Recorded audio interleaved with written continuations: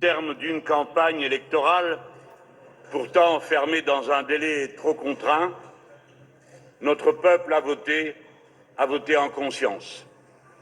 Je salue l'effort et la mobilisation des milliers de femmes et d'hommes qui se sont dévoués sans compter pour parvenir au résultat qui est acquis ce soir. Je salue celles et ceux qui ont accepté d'être candidats, celles et ceux qui ont accepté de retirer leur candidature, celles et ceux qui se sont mobilisés porte à porte, tête à tête, pour convaincre partout et pour finir arracher un résultat que l'on nous disait impossible. Un magnifique élan de mobilisation civique s'est affirmé. Et vous savez tous à quel point c'est remarquable, car nous sommes déjà dans l'été et le temps des congés. Notre peuple a clairement écarté la solution du pire pour lui. Ce soir, le Rassemblement national est loin d'avoir la majorité absolue que les commentateurs lui prédisaient il y a une semaine à peine. C'est même tout le contraire. C'est un immense soulagement pour une écrasante majorité de personnes dans notre pays, celles qui constituent la nouvelle France comme celles qui l'ont toujours aimée de passion républicaine. Ces personnes se sont senties menacées terriblement. Désormais qu'elles se rassurent, elles ont gagné.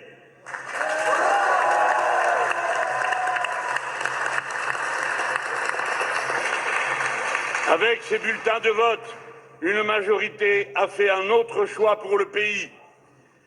La volonté du peuple doit être dorénavant strictement respectée.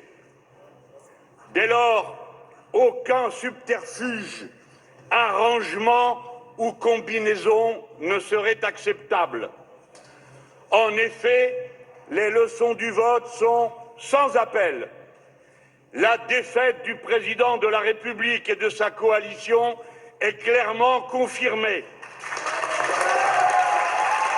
Le président doit s'incliner et admettre cette défaite sans tenter de la contourner de quelque façon que ce soit. Le Premier ministre doit s'en aller. En effet, il n'a jamais reçu la confiance de l'Assemblée nationale. Il vient de diriger la campagne perdue par son camp et il a reçu un vote de défiance populaire massif. Le président a le pouvoir, le président a le devoir d'appeler le nouveau Front populaire à gouverner.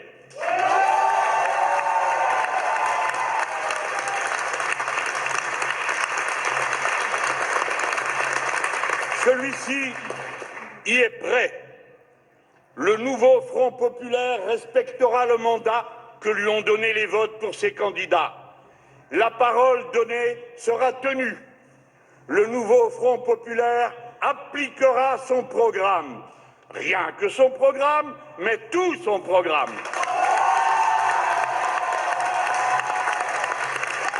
En effet, celui-ci forme un tout dont on ne peut dissocier ni les différentes parties, ni les recettes et les dépenses, ni le déroulement de l'entrée en vigueur des mesures qu'il contient. Dès cet été, les mesures prévues par ce programme peuvent être prises par décret sans vote. L'abrogation de la retraite à 64 ans, le blocage des prix, l'augmentation du SMIC, la convocation des conférences salariales par branche professionnelle, le plan de gestion de l'eau et le moratoire sur les grands travaux inutiles. Nous l'avons déjà dit la semaine passée et nous le confirmons au président de la République. Nous refusons d'entrer dans des négociations avec son parti pour faire des combinaisons. Surtout après avoir combattu sans relâche depuis 7 ans sa politique de maltraitance sociale et d'inaction écologique dont les votes du peuple français viennent de nous confirmer dans les bonnes raisons que nous avions de le faire. Surtout après que la voix des urnes l'ait si largement désavouée. Surtout après que le nouveau Front populaire, en dépit de tous les coups reçus, de toutes les diffamations, de toutes les insultes, ait conquis la place éminente que le peuple lui a donnée.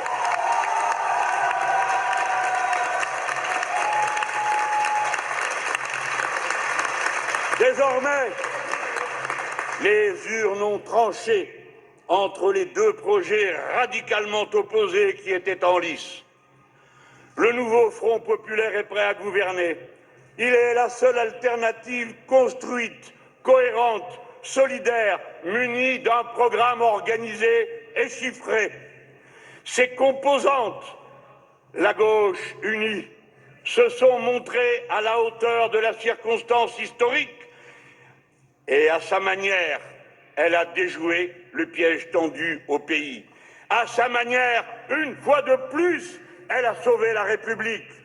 Une fois de plus, elle peut commencer l'œuvre écologique et sociale dont notre peuple, notre époque, notre monde, notre Europe ont tant besoin.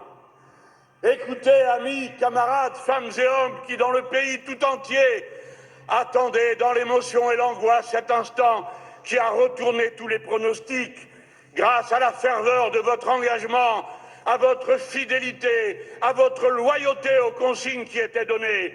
Écoutez le poète quand il chante la France, au grand soleil d'été qui courbe la Provence, des genêts de Bretagne aux bruyères d'Ardèche, quelque chose dans l'air dorénavant à cette transparence et ce goût du bonheur qui rend ma lèvre sèche, ma France.